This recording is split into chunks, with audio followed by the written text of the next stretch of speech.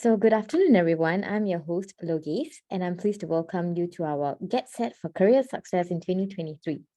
I'm very glad to have you all joining us today, especially now that it's the lunchtime. So grab your lunch while also, joining us on this event. So very often we always get this question at CuriousCore from students that they're at career crossroads and they are looking to land their next job with a much more clarity and confidence.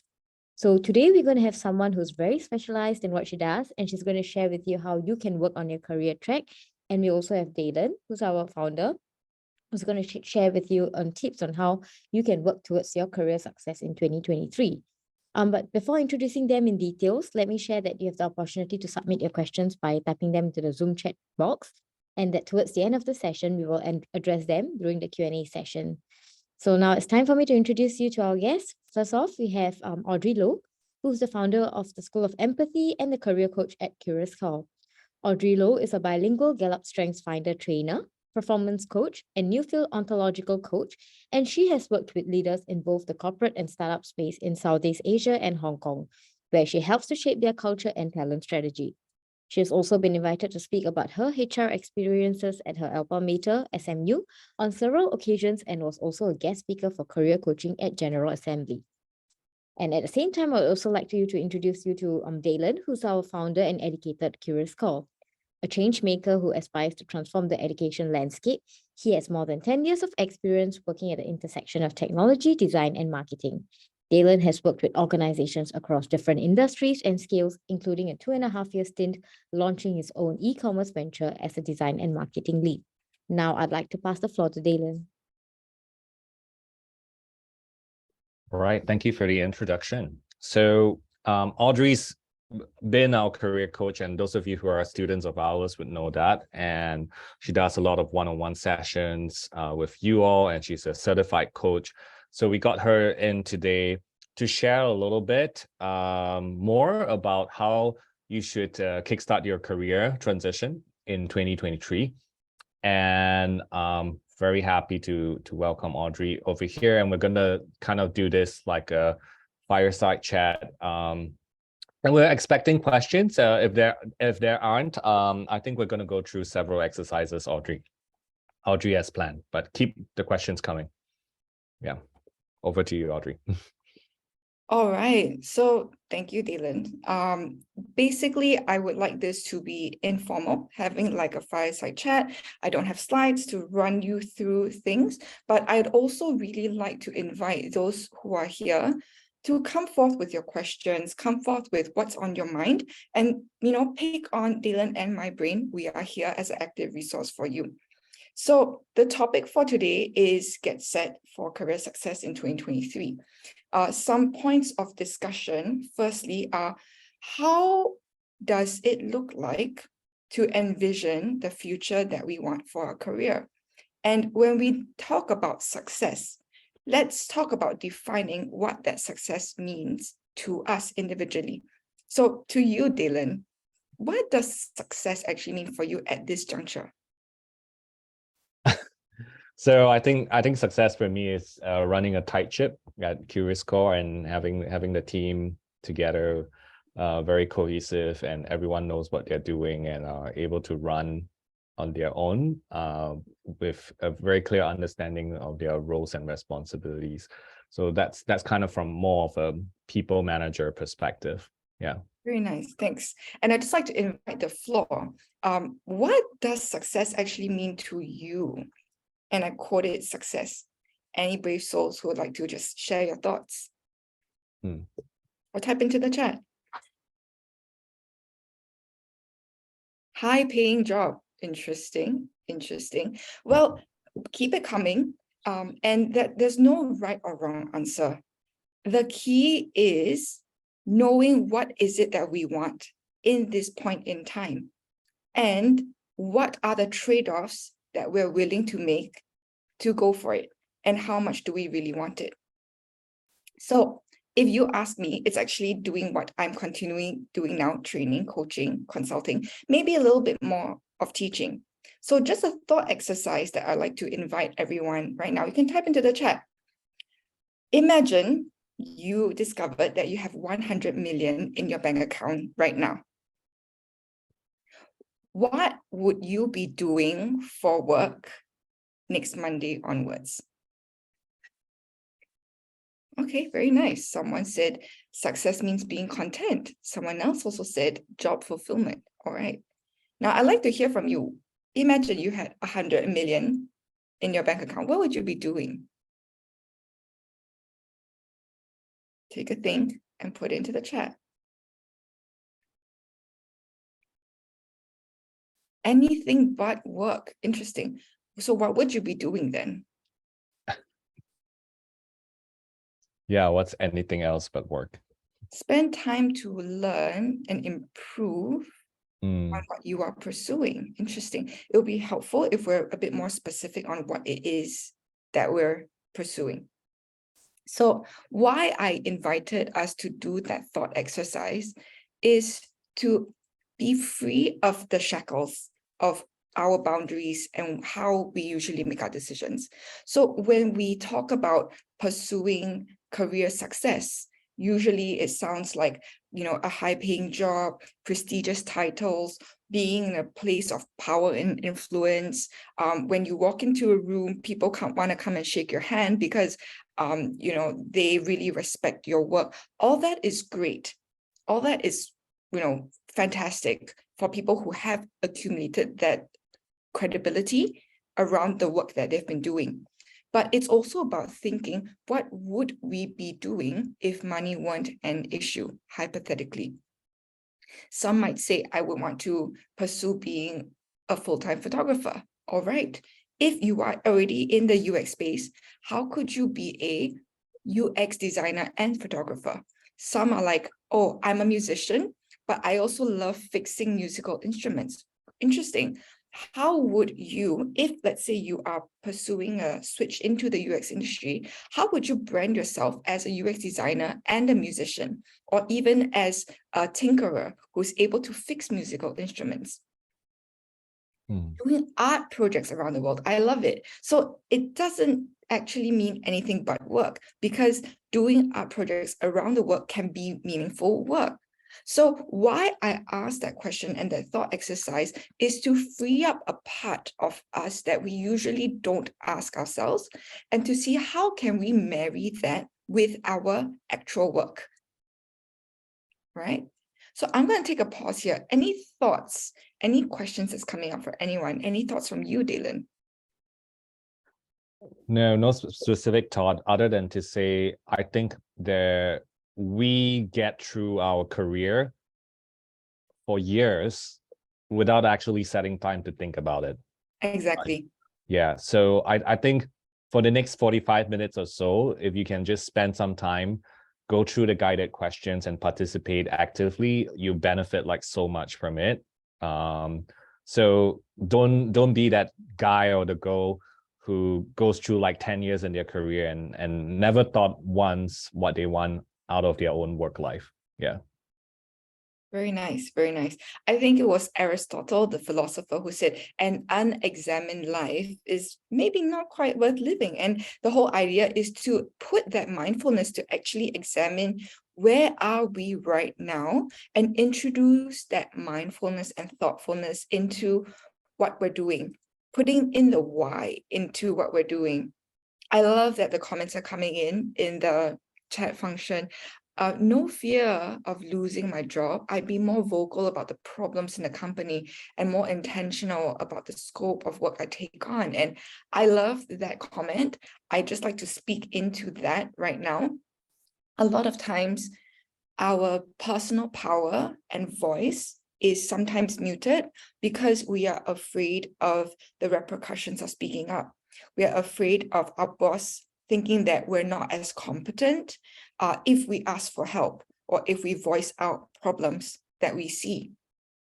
So again, bringing in that mindfulness, it's about asking ourselves, what kind of culture do we want to be living in the organization? What do we accept and what do we not accept? What do we tolerate and what do we not tolerate?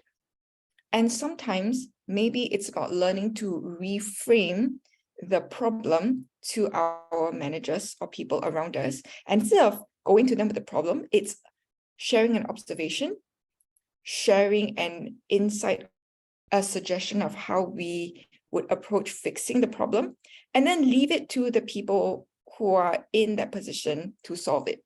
And if we still don't see anything moving, maybe that's a signal and a data point that we want to rethink our longevity in that organization and start looking for that next role, which is a perfect time right now as we come to year end. Another thing that comes to mind is talking about boundaries, the scope of work that we take on, how clearly defined is it? And actually, we do talk about that in our personal effectiveness aspect along the way in our career sessions. So another chat that's coming in, what's the difference between success and dream? Very interesting. I like to hear from the floor. What is your definition of the difference between success and your dream? Just put it in the chat. Daylon, I'm going to turn to you. What's your definition of success and dream? You've kind of highlighted what you would like to envision for your team, a tightly run ship, right? What about the dream aspect? I think maybe dream is more like the lifestyle of how it's going to be run, but then success is like maybe like it's more like monetary, or it's more like financial to me. That's kind of like how I interpret it. But it's like maybe like if you say, I think my definition of success is earning 6 figures a month, a year, right? So if that's, but then like maybe my dream is to actually work anywhere in the world. But so it's like, okay, can you actually do both? I'm not sure. Interesting. Success is about what I'm hearing is maybe that freedom to afford a certain lifestyle, and also the dream of maybe the freedom of working anywhere, but still being able to manage a team remotely and to teach from whether it's Japan, Lisbon, US, or whatever. So I'd also share my inputs on that. If I could be doing, if I had 100 million in my bank account, I would continue doing what I'm doing, which is coaching, training, consulting, but maybe I would also spend some time to pursue a PhD in maybe anthropology, human development, behavioral psychology, something along those lines. And I'm seeing in the chat, success is dreams brought to reality. Very interesting. So coming to a close on this thought exercise, basically it's about thinking, where are we now? Where do we want to go? What do we already have on our plate? What will we be doing if money weren't an issue? And how can we marry that with what we are doing right now, even if it's a little bit? Because it's important to also take stock of what makes us come alive. What do we need? And how can we welcome things into our lives to fill our tank so that we can continue, bringing value to our workplaces, to the projects that we're involved in, but in a way that isn't just about us giving. We are also energized in the process, and our tank is filled up in the process so that we can keep going and keep, providing value. Yeah, I think I'll make a comment on that, on this tank thing. And Please. I'll say a lot of us are stuck in jobs or stuck in situations where we feel like we're actually like stuck, right? Like we actually don't have any other options. And that's like what Sherilyn said, there's a lot of fear because if I lose my job, then I don't have like a comfort, or I don't have like certainty, and there's a lot of fear around that. And actually fear is the one that's like sapping a lot of energy out of your life, right? Because you are investing so much energy thinking about, what if I lose my job? What if this happens? What if the worst happens? You can't actually invest your energy and your time to think about, okay, how how can I actually like make something like a career transition work, or how can I make like this dream of my work, right? Like what are the possible options? So I think a lot of us invest way too much energy and way too much time on the worst possible outcome. Exactly.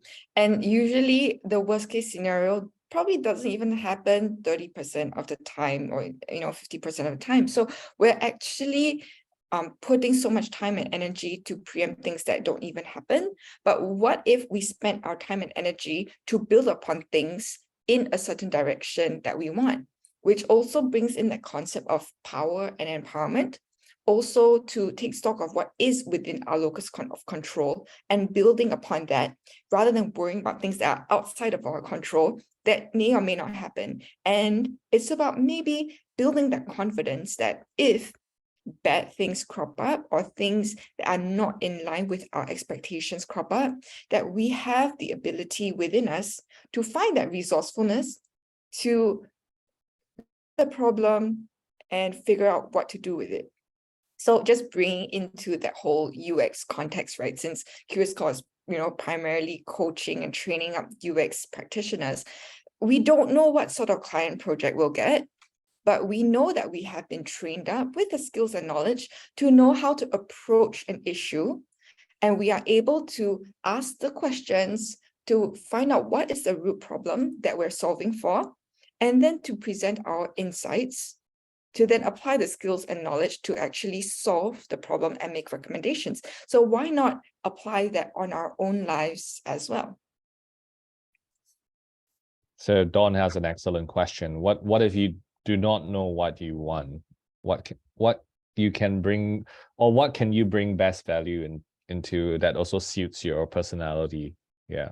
That is an excellent question. And I'm so glad you asked it, because it gives us a very nice segue into the second point, which is, how do our strengths play a role in our job search success, or even in our job success? Because finding the job is actually just the tip of the iceberg, right?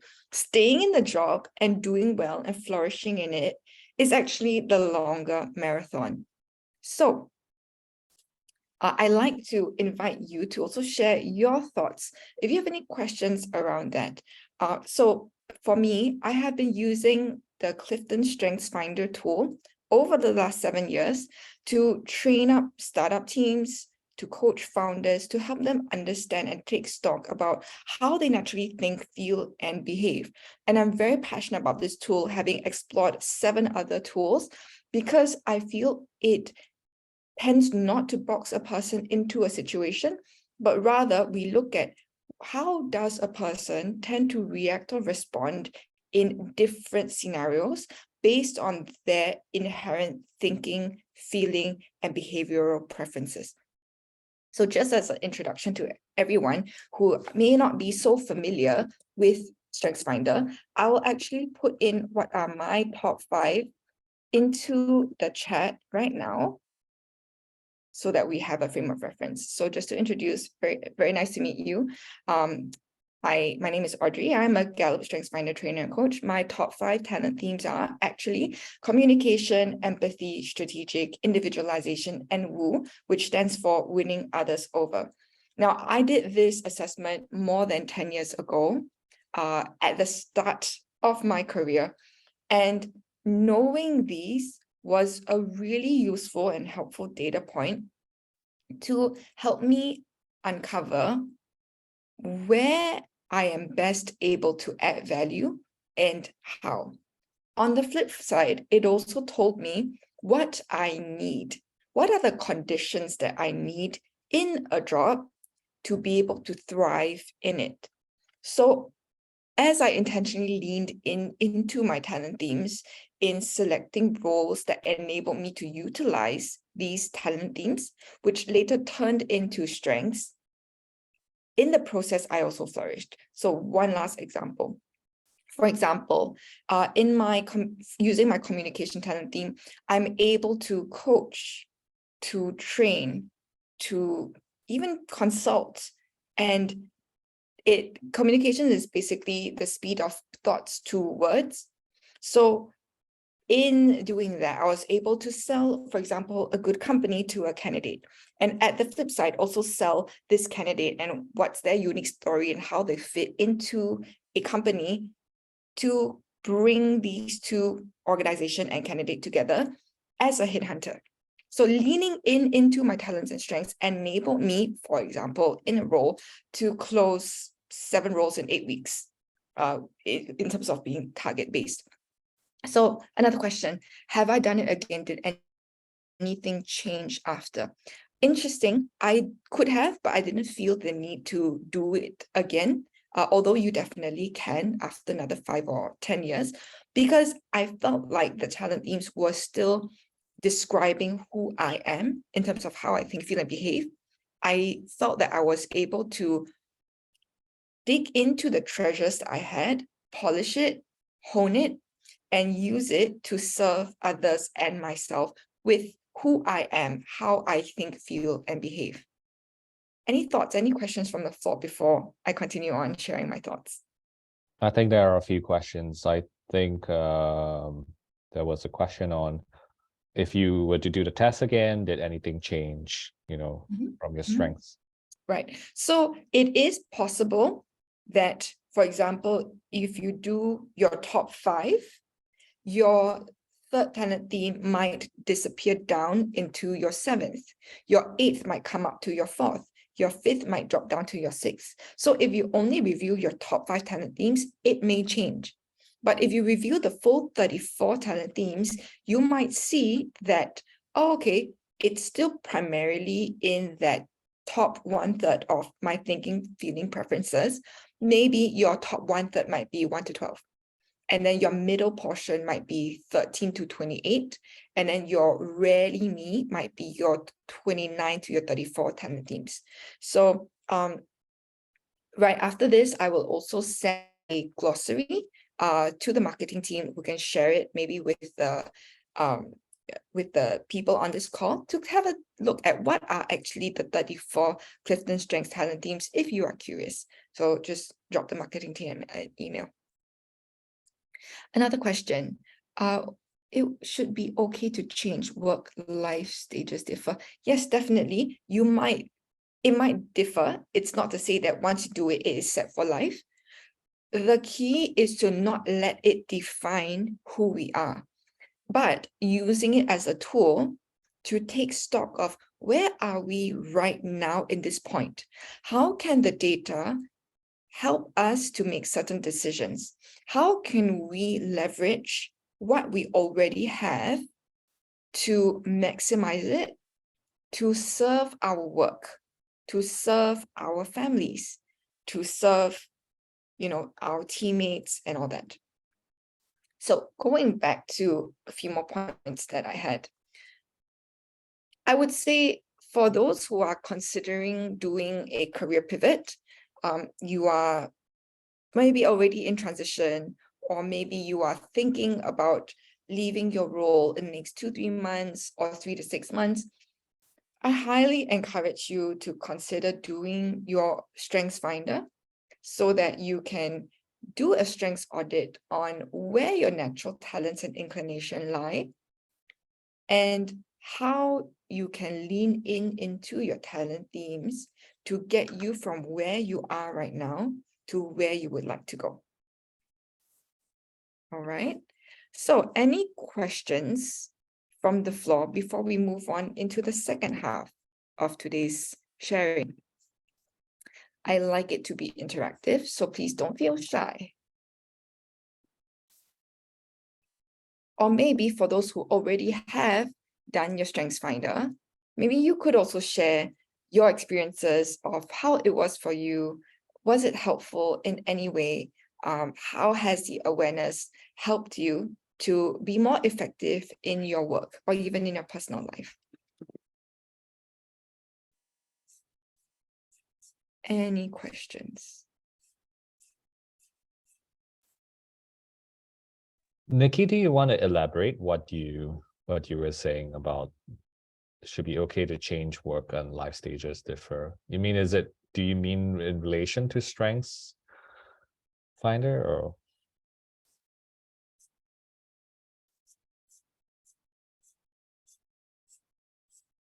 meanwhile, just give me a moment and I will share the Strengths Finder link into the chat in case anyone has not done it and would like to consider doing it. Yeah, for sure. Okay. So Interesting. thank you, Dawn, for sharing. I think she mentioned that she's tried Ikigai, and Ikigai is like this intersection of what you're good at and what interests you and what the world needs. So she says she cannot get to what she is good at and what can be paid. Yeah, do you have any like thoughts or experience around this Ikigai thing, Audrey? Yeah, thank you, Dawn. That's a really good question. Something that you can consider doing is actually having a chat with your closest family and friends, because sometimes they know you better than you know yourself, and they might be able to offer ideas and suggestions of routes that you can explore that you might not have thought about. Maybe some things come naturally to you and you are just acting on it in transparency. But having someone who knows you, like a sibling, a friend, a parent, a partner, tell you, actually, you're really good at these things. Have you considered marrying that with your work? Maybe that's areas for new ideas that can come from. So I would encourage you to have chats with people around. Yeah. All right. So I would like to just quickly cover the next 2 points and leave some time for Q&A. The next section, part 3, is, so we talk about how do we strategize for the next step in our career. I would just like to add in, it's not just about strategizing, but also planning. How can we plan and strategize? So my first tip would be determining the duration. So when we talk about SMART goals, specific, measurable, achievable, realistic, time-bound, we want to set a time boundary to a goal. So if you're thinking about moving jobs, is it in the next 6 months? Is it in the next 12 months? And with that, we can then work backwards to plan out the next steps. So for example, in my coaching sessions with CuriousCore UX students, we usually think about, okay, are we currently in a role? Have we already left the previous role? And how long do we want to give ourselves to apply for? Is it, 30 jobs in the next 3 months? In that case, maybe it's applying for 10 jobs and we break it down, it's about maybe 3 jobs a week. Are we keeping to that cadence? And it's also about doing an audit. Are we burning out? If we are burning out, maybe it's to look at what do we need to do to fill our tank. Is it the way we're doing things or how we're approaching it? How can we change it up? What's been working? What hasn't been working? So figuring out the time, I would say, is the most important when we come to planning and strategizing for the next step. Then it's about what. What are the new skills and knowledge that we need to acquire? For example, if let's say you're currently a community manager or you are in digital marketing and you want to pivot into becoming a UX designer, I would encourage you to take stock. What are the existing transferable skills that you already have? You're not starting from zero. As a working professional, even if you have 2 to 3 years, you probably would have some skills and knowledge already that you can then build upon and leverage on. For example, do you already have photography experience, videography, or even video editing? Very, very useful. And if you want to pivot into being a UX designer, what are the skills that you need? Maybe you need to build a portfolio. So CuriousCore is the best place to do that, to get real life client experience, to figure out how do you do your stakeholder management, how do you manage the expectations and scope with the clients that you're working with. Maybe you also want to learn some hard skills like Adobe or even Figma. So these are the skills that you would need, for example, in a UX role. So putting yourself in the right environment and situation to acquire those skills is very important. Setting aside time for you to practice and embrace and embody those skills is the second part. I'm going to take a pause here and come over to Daylon. What are your thoughts about planning and strategizing for people's careers? Yeah, I think I'm just gonna relate back to what Dawn was asking about Ikigai. I think maybe because there's this Ikigai book and there's this saying about Ikigai, and it's like, oh shit, if I don't find my Ikigai, I'm doomed for my entire life. And I can tell you with certainty, looking at so many students transitioning, it's not something that everyone can find. It takes a lot of deep work around introspecting, around reflecting, and really thinking. So even if you say, hey, you know, right now I'm spending 30 minutes with Audrey, I don't think that's enough. It took me like an entire sabbatical to find my Ikigai, right? And some people don't even find it after their entire career. So I don't think it's about aspiring to find your Ikigai, but it's more like, hey, you know, like what exactly am I good at? What do I enjoy doing? Right. And I think a good indicator of like what you enjoy doing is like it gives you a lot of energy. And I enjoy teaching very much. So it gives me a lot of energy every time I teach. Unless it's like a very long full day session. And what am I good at doing? And like last time when I was a kid, like people would copy my homework and I would explain some of the things to my classmates and then they'll say, hey Daylon, you can actually teach. Like you can actually explain something in a very simple way. I didn't know that was like my skill, right? I didn't really explore it till like much later. So I think it's like really looking back. You really need to reflect. You need to look back and like what Audrey said, like ask your friends and family members. Sometimes they are more observant. And then what the world wants to pay you for.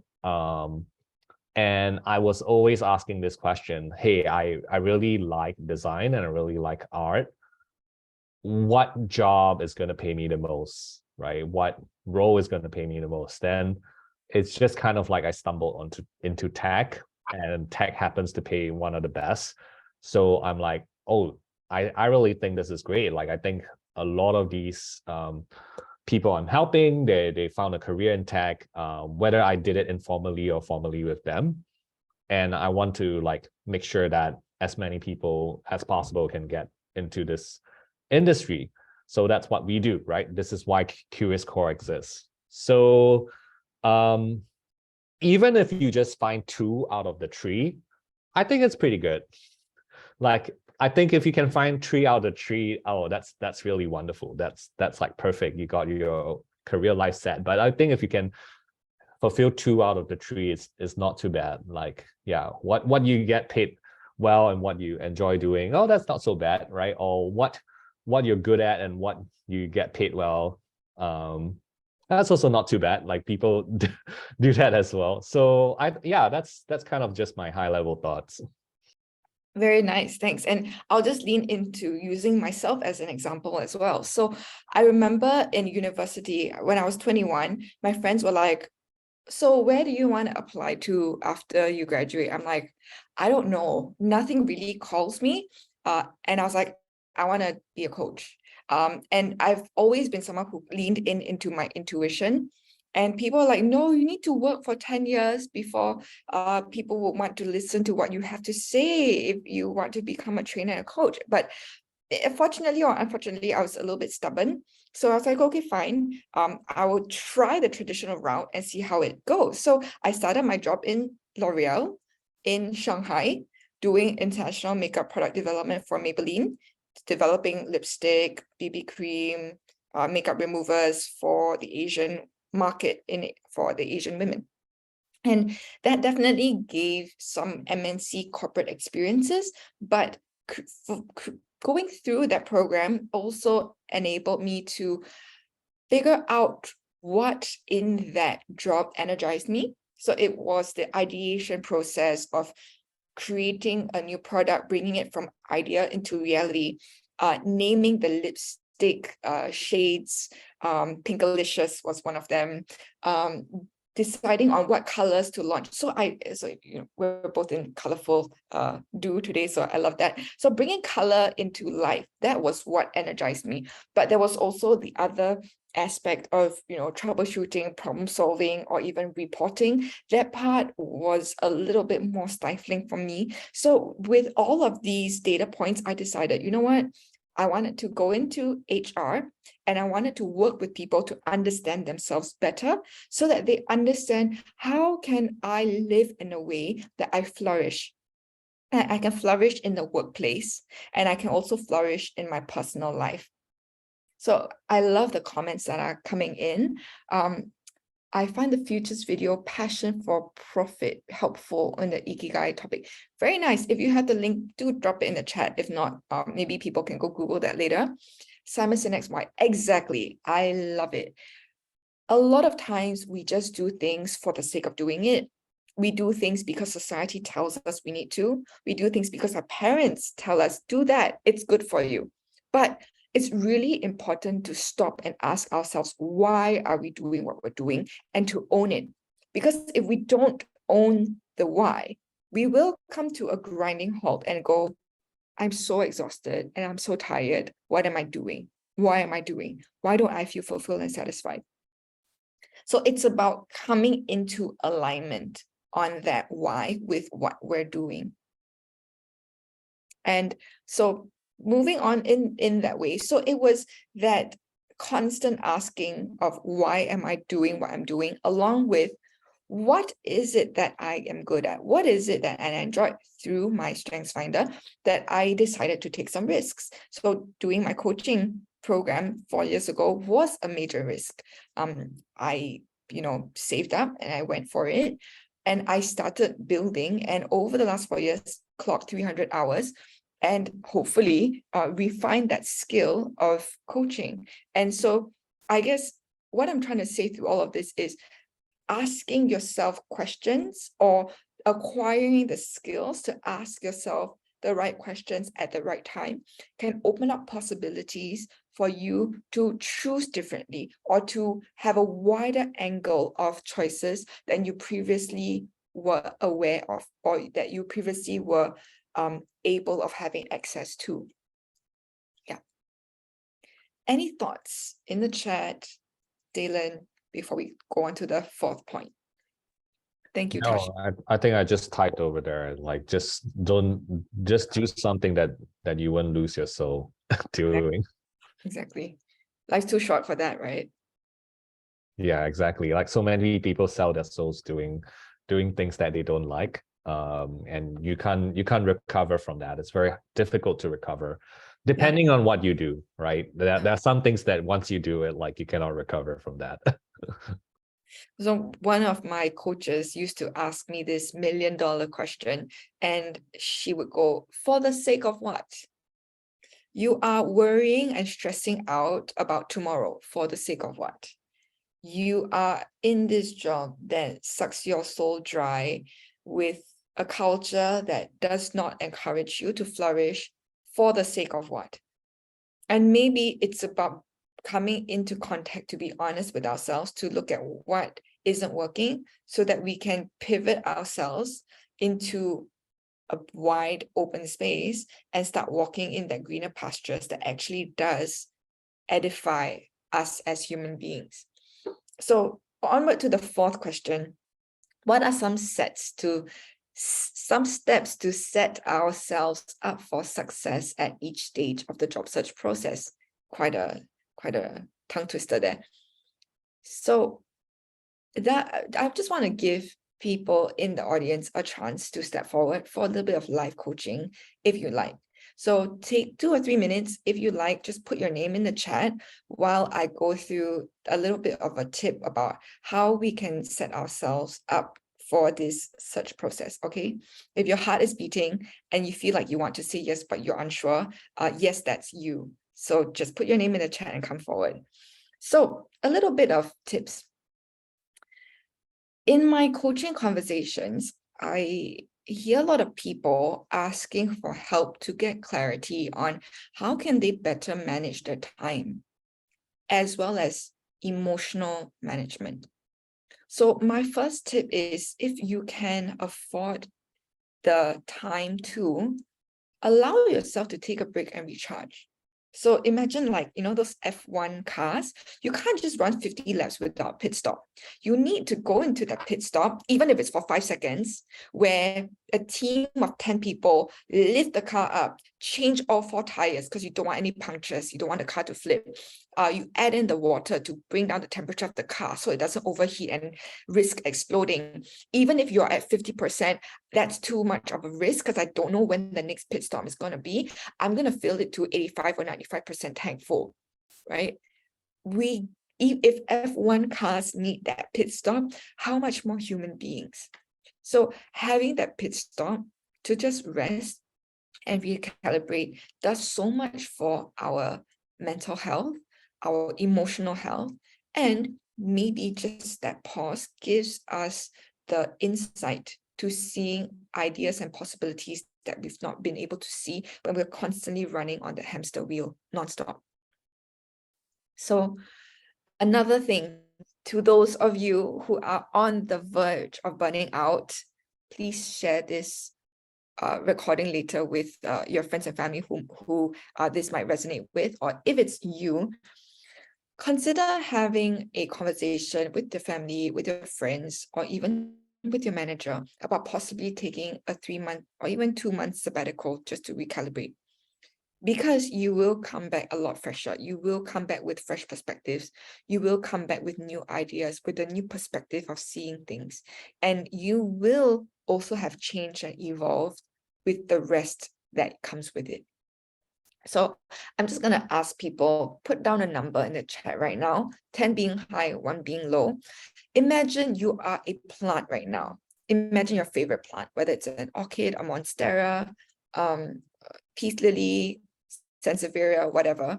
Imagine you're a plant right now, and 10 is thriving, 1 is surviving. What number would you be? Just put it into the chat. Wow. 5 minus 1, 1.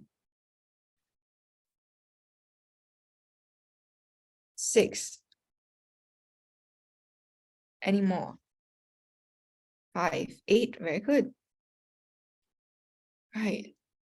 Any more? 10 is thriving, 1 is surviving. Okay, I see 2 8s, and most are 5 or below. Some are even -1.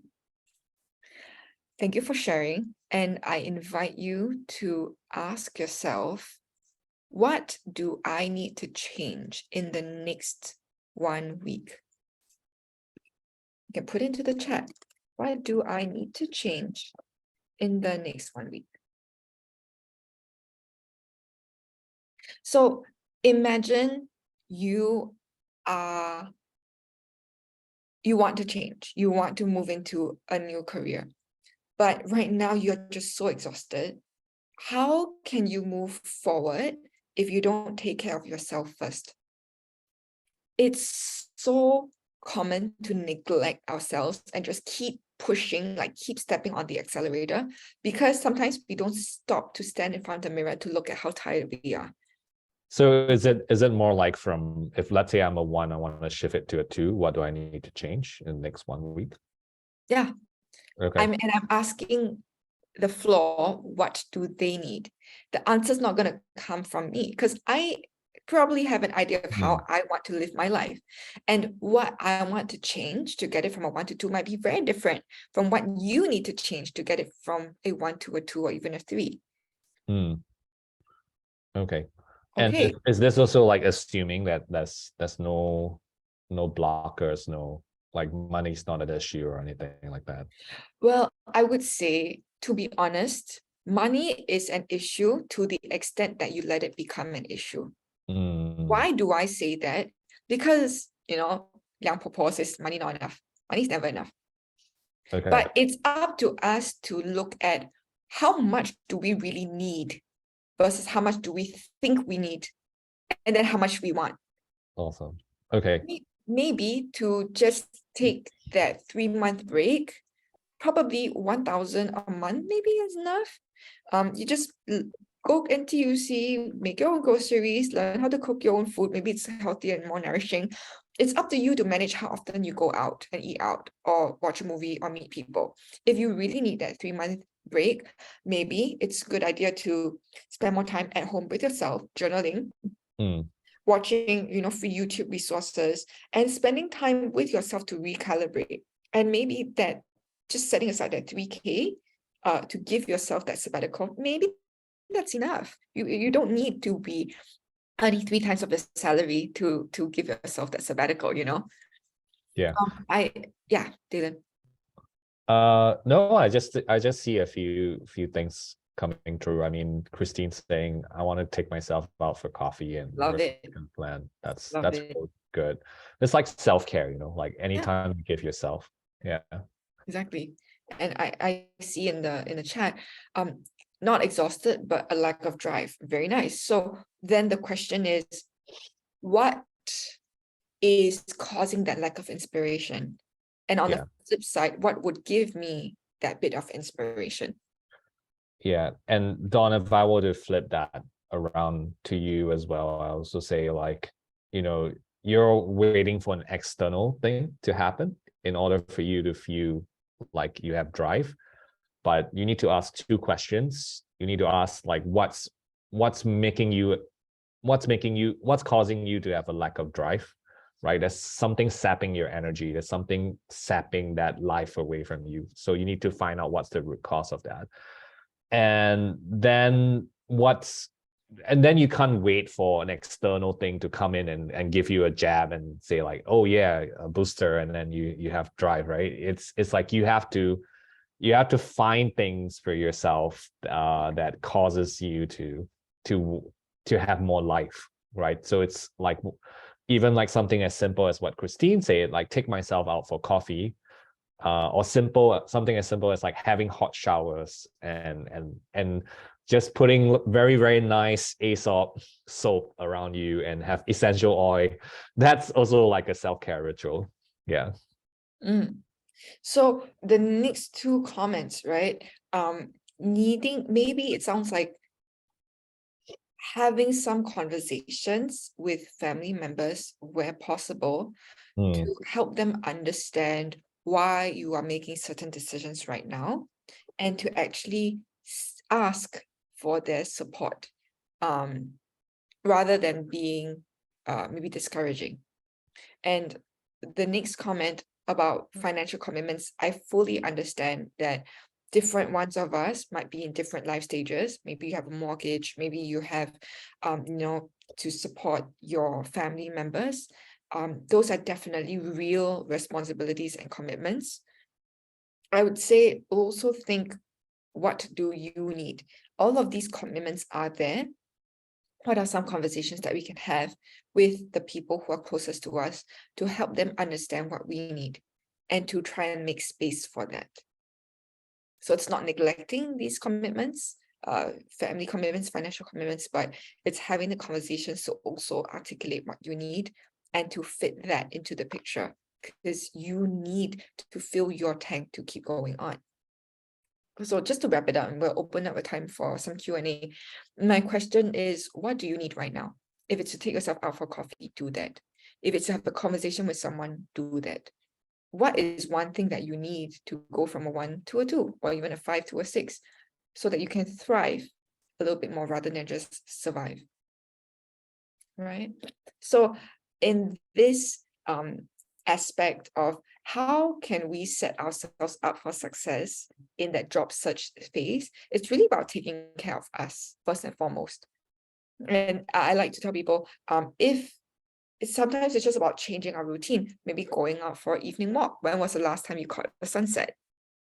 Or when was the last time you decluttered your storeroom? Maybe just taking 1 hour to just take a quick audit at what you want to throw out can help you to feel lighter at the end of the day, and more inspired to then pursue something because you did that physical act of decluttering and unblocking something. Maybe that could also unblock something mentally, we don't know. So Daylon, any thoughts and before we go into Q&A and wrap up the session?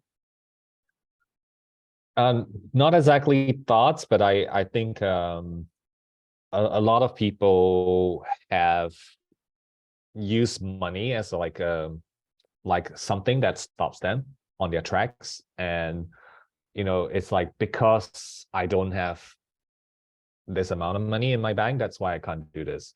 Because I'm not rich, I'm not born rich, I can't do this, right? So a lot of people use that as an excuse of not being able to do more in life and achieve more. But actually, instead of asking like and framing that in that way, it's actually like very, very limiting, right? It almost makes you feel very small when you say that. A good way to actually reframe that is to say, how can I have the money to do this? How can I get the money to do that? How can I, if I'm feeling very poor right now, how can I feel more abundant? How can I feel more rich, right?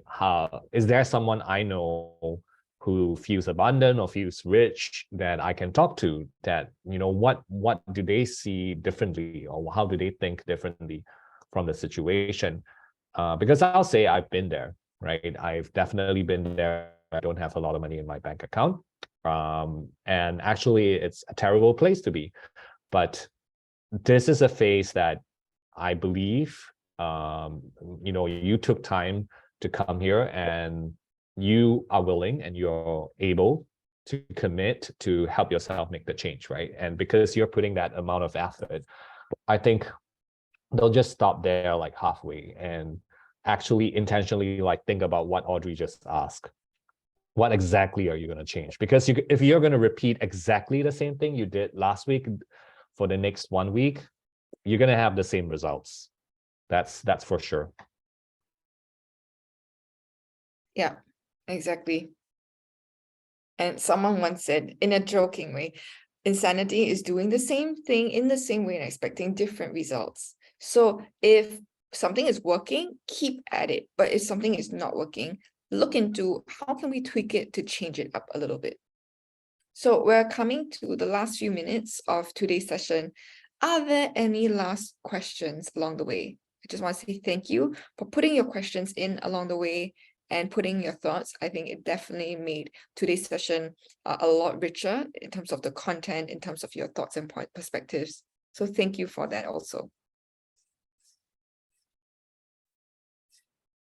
So as you are thinking of your last questions, I just also like to invite you to share in the chat.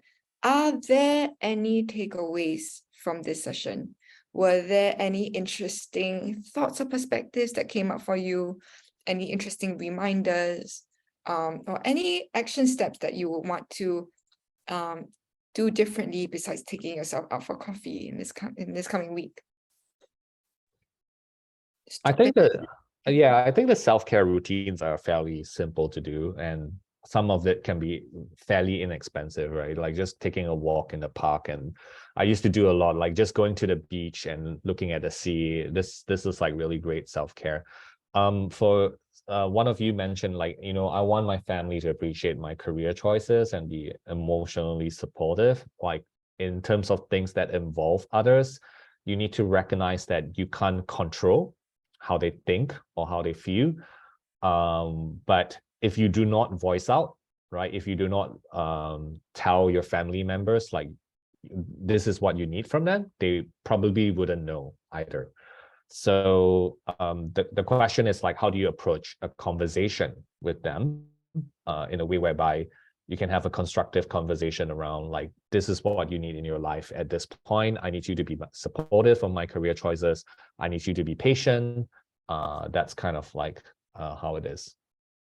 Yeah. I just also want to speak into that. Thank you, Christine, for your comment. It can be easy to get caught up in the things that you need to do during the job search. So it's a good reminder to be aware about limiting beliefs. Very, very true. And I would also say, ask for feedback. you know, after you have gone for an interview, and if you did not get offered the job, that's not the end of the world. And there's nothing stopping us from writing in to say thank you for your time. I really enjoyed learning more about your company and for the opportunity. I'd just like to ask, do you have any tips for me of what I can improve on in terms of my interviewing skills, in terms of my portfolio, or even in terms of my actual skills that I need to build on so that I can one day land a job in this? And I would say it's not if, it's when.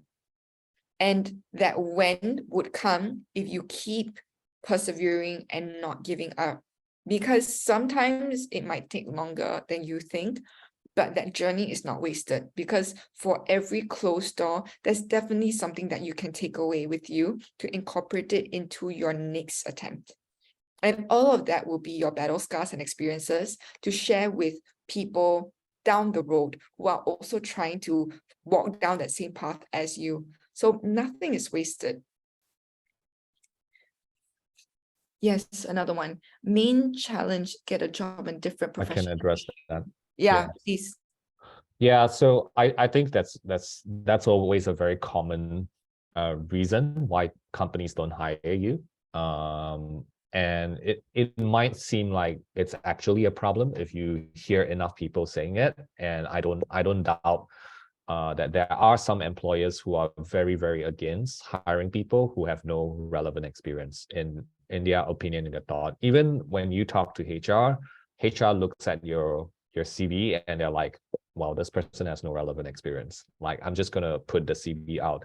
So I don't think it's unusual that you're getting rejections of such nature, but I also say I'm not sure if you're actually trying for professions or for companies that are actually more open to people who are doing mid-career transitions. Because I know that there are definitely agencies and consulting firms that are very open to hiring people who are in mid-career a lot more.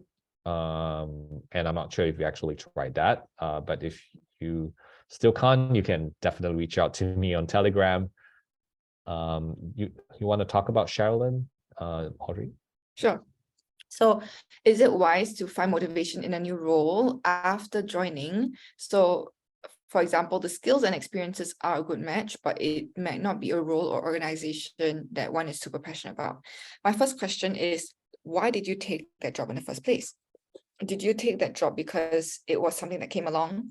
Or did you intentionally choose it, but you thought it was something, like you thought it was A, but it turned out to be B? In any case, it's probably about having the necessary conversations to align those expectations. And the second part is to actually look at the silver lining, like what are the good aspects of this job? Maybe I'm not super interested or passionate about it, but it gives me flexibility, it gives me stability. And my next question, then it's important to define what are we passionate about. Are we passionate about helping people? Because there's many ways of helping people. You can help people as a counselor, as a coach, as a therapist, or you can help people solve problems as a UX designer. If you are passionate about teaching, you can become a teacher at NIE. You can also become a teacher to younger people on the job. So it's about looking at what are the things that, again, energizes you, and StrengthsFinder is maybe a good place to get some clues there. But it's important to define what are you passionate about. And then to find, is there a way to reconcile where you are right now in a new role? Or do you want to give it like a 1.5 year timeline? And in this process, maybe get some coaching, join our career skills courses to really get clarity and define what is it that you want. So the next role that you step into, you're 100% clear. Yep, this is a 80-90% fit with what I really want. And here's why. Most welcome. Thank you, Nat. Appreciate your kind words. So, Daylon, you wanted to say something? Yeah, I mean, I think those who are struggling, I can understand your struggle. I can in fact say a lot of your seniors met the same problem. I think okay, I'm just trying to not make it sound like some motivational bullshit, but I mean, for me, it's really like envisioning like what kind of role do you want, and what are the different methods that you can try in order to get those roles, right, or get into the company itself. Because I think that if you've been trying to send your CV and mass sending your CV out to different companies for the particular role that you want, and it's not working out for you, and you're not changing your strategy at all, I think it's kind of silly to expect that you're going to get a very different result by doing more of that, right? So you may need to adjust your strategy. And one of the more common things I told people is like, hey, go to networking events, go reach out to people on LinkedIn, go reach out to people on ATP lists, go talk to different people, go reach out to recruiters and talk to recruiters and see how does your profile fit the rest of the candidates they're talking to. And Audrey used to be a recruiter herself. So with that, it actually allows you to enlarge your perspective a little bit, and in order for you to try to tweak your approach a little bit. And I would just say one of your seniors, I think it was 3 months after he graduated, he still couldn't get a job, and he was really, really, really, he saw the whole situation as being really, really bleak, right? Let's put it that way. But he did not give up, right? And he said, okay, I'm gonna keep improving my portfolio. I'm gonna do some tweaks and adjustments. I'm gonna change the way I'm doing things. So it's not gonna be easy, right? Like when you make anything you do, the first step is always the hardest. The first few steps are always the hardest. But I do believe there's a job out there for you that's suitable for you. And it's only a matter of what is your attitude, right? What are you open and are you flexible enough to accept that job as your first stepping stone into the industry? Yeah, that's what I wanted to say. Yeah, we have 2 slides from the marketing team that we want to Wait, one second. I just wanted to quickly wrap up the new comments that came into the chat before the marketing go for is it. over. Yeah, Nikki, thank you so much. Glad that it was helpful for you to reflect on, the holistic self-care. It's not just I am a machine that's supposed to find a job in this industry. It's who you are as a person. And to Dawn, I hear that you have quite a bit of questions. I'm not sure if you were a former CuriousCore student or not, but if you haven't, I would say definitely have a chat with Daylon or the marketing team.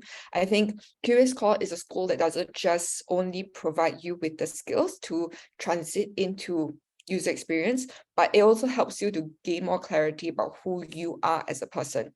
So I think quite a few alumni would testify to that. Yes, there's so many choices out there. No, you don't have to try it all out. Look out for the upcoming course that we're about to launch soon.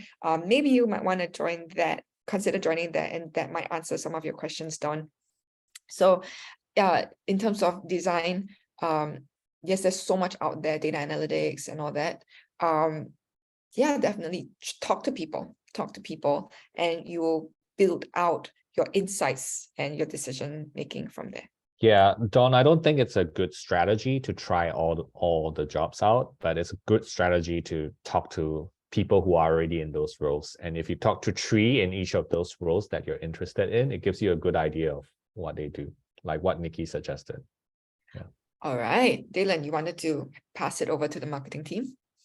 Yeah, I think we wanted to do this session for our alumni and also for general members of the public to just also like help address this. Like it's a new year, it's going to be like new career, things to think about your new career and stuff. And Audrey, there's been so much requests from students who were not in our flagship program that like, hey guys, we know you do career support, like can you separate the career support out of your program, because we really went through a UX bootcamp and we don't need another UX bootcamp. So like then we're like, okay, I was talking to Audrey and it's like let's just do something. and try something out. And I just want to highlight once again, we've only done this for 1 hour, right? You've really benefited a little bit from that 1 hour, right? Can you imagine doing this for a day? Can you imagine doing this for 2 days, right? I think you get so much more clarity out of it. So I'm just going to pass it to my marketing team and share a little bit about something Audrey and our team has kind of like co-created that's very, very, very career focused, and details are also on the website. So over to you, marketing team. Thanks, Daylon and Audrey, and for also bringing us through this reflective discussion. We have come to the end of the webinar, and for those who have joined us today, I hope you enjoyed our interactive fireside chat we did, and also the exercise that Audrey brought us through.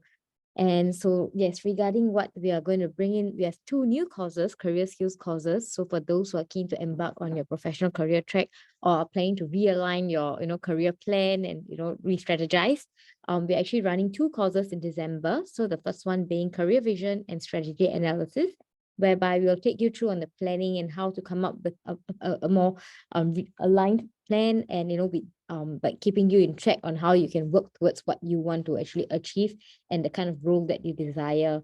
So Audrey would also share some tips, and also will bring you through various strategy exercises on working on this. So this particular course will happen on 9 December, Friday, between 10 a.m. to 5 p.m. I'll be pasting the link shortly in the chat box. So the next day, we are also doing one more course. And before you go to the next course, I'll just say, for those of you who have come and done like our UXCA program, I don't think you need the first part, because that's kind of like what we included in your program. But the second part is something of interest, and I'll get Audrey to add on a little bit more. But anyway, we'll go over to you first, Lucas. Okay, thanks. So the second one is enhancing your personal effectiveness. So earlier on, Audrey actually talked us through and brought us through the Clifton Strengths exercise, right? She mentioned about that. So in this workshop, we'll actually use the Gallup Strengths Finder, whereby we'll actually we'll learn about our strengths and weaknesses and how we can actually use those strengths in our personal and workplace settings. At the same time, Audrey will also teach us about, delving into the different pillars of trust and how it can help us to communicate better. So for both of these courses, if you sign up together, they'll be at a different bundled pricing, which is available in our website at a slightly cheaper price. So I will just paste the link over here, and you can take a look at our courses. And Audrey, perhaps you can share more from your side. Yeah. So a lot of times people ask me, how do I overcome imposter syndrome? How can I build confidence in my new job or in the job search process?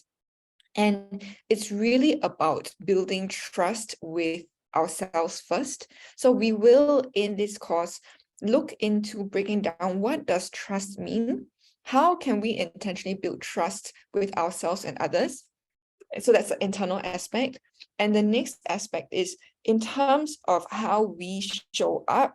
How do we carry ourselves? A little bit of the etiquette aspect in that. How do we speak to people during an interview? How do we have our shoulders back? How is our posture? Do we appear confident? Do we embody that confidence? Do we radiate it?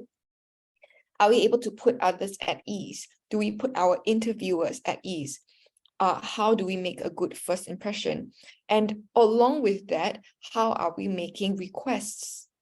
How are we making declarations to set our boundaries so that people can see it and learn to respect it? But at the same time, us respecting people's boundaries too. How are we making promises and keeping that? So in terms of the speech acts, the emotions, there's a lot about the ontological aspect of it, to gaining that stability, that confidence in how we show up in the interview process, how we show up even in the first 90 days of building that impression, cementing that credibility in our new role. Back to you, Daylon. Yeah, I think if you kind of think about it, it's like per course, it's only like less than $700. Some people, what they do is like they fly to Bali and then they try and do a reflection. This is what I used to do, right? I fly to Bali, I live in a resort and I do it But then the problem with that is that do you actually have guidance, and do you actually know how to do it, right? So and actually, do you have people around you to support you and in a very supportive environment to help you kind of process this information? So I think that's the benefit of actually coming to a program and a workshop where Audrey is there. She's a trained coach, and you can actually kind of like discover for yourself, and you can also reflect as people are sharing in a very, very safe and small group setting in our new campus.